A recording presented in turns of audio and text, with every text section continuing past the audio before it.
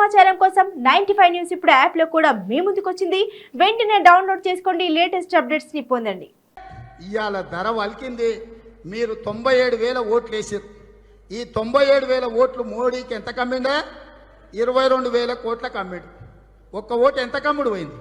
2 లక్షలకు అమ్ముడు పోయింది. ఒక్కొక్క ఓటు 2 లక్షలకు అమ్మిండు. 2 లక్షలకు అమ్మినోడు 2,000 5,000 ఇక్కడ ఖర్చు పెట్టడా? మీరు ఆలోచన చేయరు. ఇవాళ ఆయన ఖర్చు పెడుతున్నాడు, సర్పంచులం కొంటుండు, ఎంపీటీసీలం కొంటుండు అంటారు. పోతారు.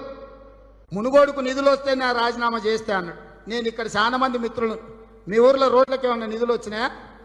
మీ ఊర్లో రైతు రుణమాఫీకి ఏమన్నా నిధులు వచ్చినాయా? మీ డబల్ బోర్డర్ ఇండ్లకి ఏమన్నా నిధులు వచ్చినాయా? మీ పిల్లల చదువులకు ఫీజు రియంబర్స్మెంట్ వచ్చిందా?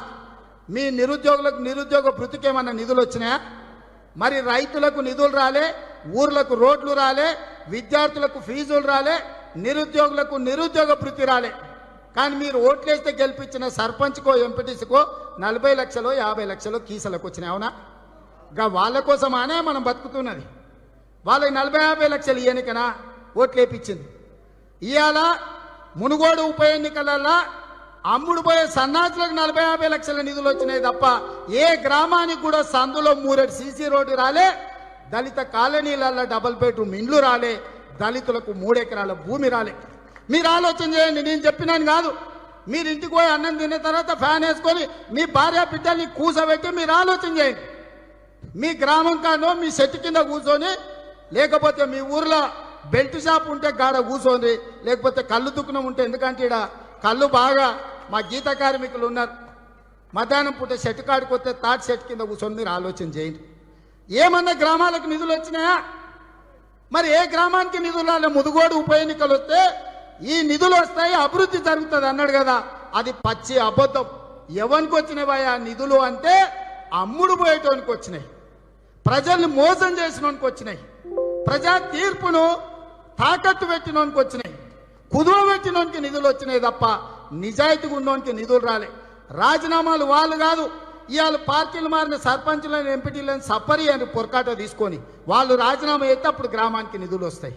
ఇవాళ సర్పంచులను ఒక్కటే చేత్తోనో లేకపోతే కట్టెతోనో కొడితే మంచిగా ఉండదు, కానీ పొరకాటలు తీసుకొని కొట్టమని మా అక్కలకు నేను విజ్ఞప్తి చేస్తున్నా.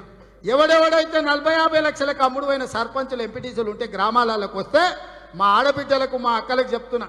ఎందుకంటే ఈ నల్గొండ తెలంగాణ సాయుధ రైతాంగ పోరాటంలో ఆరుట్ల కమలాదేవి, మల్లు స్వరాజ్యం లాంటి తుపాకులు చేతబట్టి ఒడిసేలలో రాళ్లు పెట్టి పరిగెత్తించిన చరిత్ర ఇక్కడ ఆడబిడ్డలకు ఉన్నది.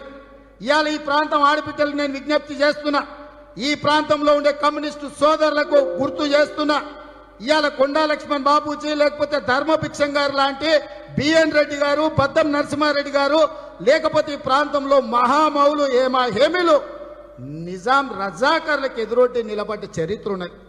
ఇవాళ కమ్యూనిస్టులు అంటున్నారు మేము పోయి టీఆర్ఎస్ మద్దతు పలుకుతామని.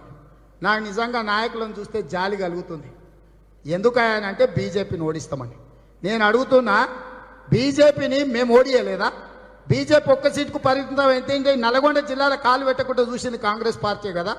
మీకు ఒక్క ఎమ్మెల్యేను దేవరకొండలో గెలిపించింది మా కాంగ్రెస్ కార్యకర్తలు కాదా? ఎమ్మెల్యేని కొనుక్కపోయింది టీఆర్ఎస్ వాడు కాదా? మిమ్మల్ని కొనుక్కపోయి మీ పార్టీని బొందబెట్టి మీకు సమాధి కట్టి ఊరు బయట మీకు స్తూపం కట్టినోని మీరు పోయి ఆ పార్టీకి మద్దతు ఇస్తారా?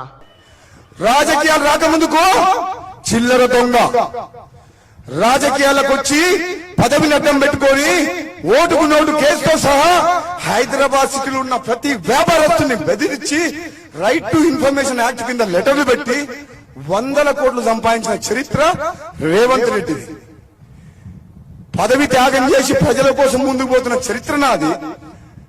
మంత్రి పదవిని త్యాగం చేసి కోమటిరెడ్డి వెంకటరెడ్డి గారు తెలంగాణలో ఆత్మహత్య చేసుకోవద్దని చెప్పిన చరిత్ర నాది. మా కుటుంబాన్ని, మా కుటుంబం గురించి, నా గురించి అమ్ముడు పోయినా అని మాట్లాడుతుందంటే నిజంగా ఒక్కసారి మీరు ఆలోచన చేయండి. డబ్బు కోసం అమ్ముడు పోయే వ్యక్తినా? అసలు ఇది ఏ పార్టీ? 4 పార్టీలు మారి కాంగ్రెస్ పార్టీల డబ్బులిచ్చి పదవి తెచ్చుకొని సినిమా డైలాగులు కొట్టి కాంగ్రెస్ పార్టీ గురించి మాకు చెప్తున్నాడు కథలు.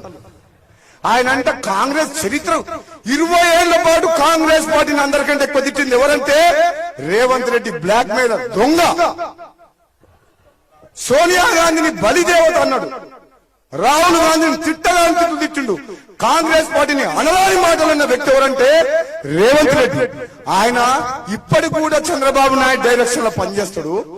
ముంద చూస్తేనే ఫోటో రేవంత్ రెడ్డి, వెనక చూస్తే చంద్రబాబు నాయుడు. అవునా కదా? ఎవరి మనిషి? మాది రక్తం. ప్రజల కోసం పాటుపడే వాళ్ళు, ప్రజల కోసం త్యాగం చేసే వాళ్ళం మేము. బ్లాక్ మెయిల్ చేసి డబ్బు సంపాదించుకుని నువ్వు ఒక 500 మంది పోరాటాలను పెట్టుకుని ముందర జిందాబాద్ జిందాబాద్ సీఎం సీఎం. నీ ముఖానికి సీఎం అవుతావా? అవుతాడా? చూస్తాను కన్నా 3 ఫీట్లు ఉన్నాడు, నాలాగా పొడుగు ఇట్లా ఉందా? ఆయన పర్సనాలిటీ ఏంది? ఆయన మాటలేంది? అంటే నువ్వు పైసలు ఇచ్చి పదవి పిసిసి ప్రెసిడెంట్ తెచ్చుకున్నంత మాత్రం నువ్వు ముఖ్యమంత్రి అయిపోయినావా? నీకు నువ్వు డిసైడ్ చేసుకున్నావా? పోరాగాళ్ళతో జిందాబాద్ కొట్టించుకుంటా ముఖ్యమంత్రి అయిపోతారా? అయితారా?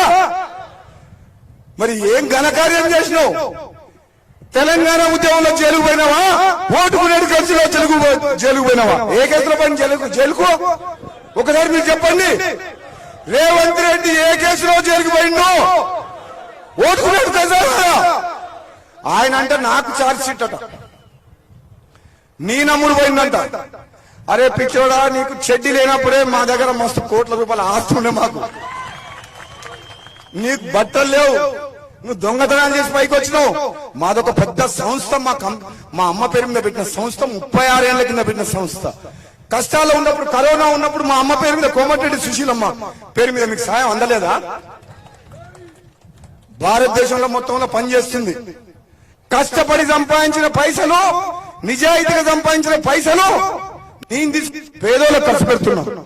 2009 కంటే ముందు రాజకీయాల్లో రాకముందుకు నా ఆస్తి అంతా, కేసీఆర్ కుటుంబం ఆస్తి అంతా, జగదీశ్వర్ రెడ్డి ఆస్తి అంతా. ఒకసారి నా దగ్గరకు వచ్చి చర్చ చేస్తారా?